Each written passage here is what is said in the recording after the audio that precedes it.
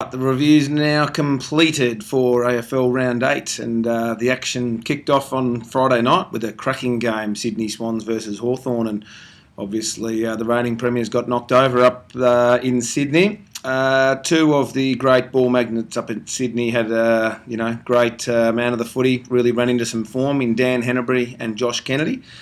Josh Kennedy's actually been progressing well as the season rolls on, but Hannah's great to see him amongst it as well. He probably gets best on ground, Dan, with 40 posies in a goal, closely in front of Josh Kennedy. So they're the two players of note in that game. I thought I'd just hone in on the main guys of interest this week rather than rattling through all the games. In the Essendon game, they ventured up to the Gabba, of course. Joby Watson, the skipper, led from the front up there, amassed a fair bit of the footy, kicked a good goal.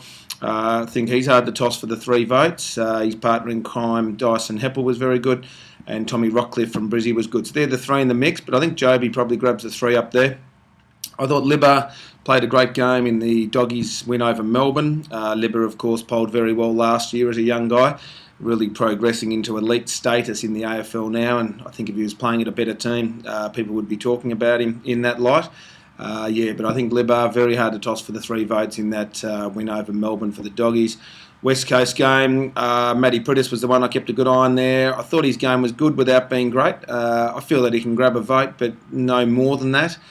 So it's a flip of the coin whether he does get one. Obviously, Joshy Kennedy kicked 11 goals, so that takes the 3 votes. And then it's a matter of where to from there. But yeah, Matty Priddis, good game without being outstanding. The Carlton St Kilda game, which rounded things off. Chrissy Yarran, I think, gets the 3.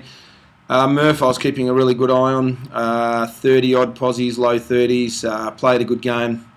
I feel that he, is a good chance of getting 1 vote there, maybe a couple. Running into a little bit of form, the Carlton skipper. Apart from that, anyone else we're not too worried about. Gibbsy played a very good game and had the most possessions on the ground, so good to see Bryce into a bit of form all of a sudden. Probably the other interesting point of the whole round is that with Gary had the bye, little Gazza, the Gold Coast. So with him having the bye, it's the first week in some time that he won't have got some votes. So it'd be good on Brownlow night when they finally say round 8. And we won't hear Gaz's name for the first time in a long time. Now, certainly not that I, don't want Gary to win. I'm very open-minded and impartial, but I'm just interested in keeping everything a bit open for as long as we can throughout the season, rather than having someone who's a real runaway winner. In saying that, last year we thought Gazza was runaway, I dare say, and he's only, got over the line by a vote. So many of the other stars, Joel Selwood, Stevie J, Paddy Dangerfield all had the week off. So we need to look forward to round 9, and obviously we're into the split round sort of situation with the buys now. So as some of the teams have a break, they all freshen up and see where to from there. So that's about it for round 8. Nothing else to report. Look forward to some big games round 9.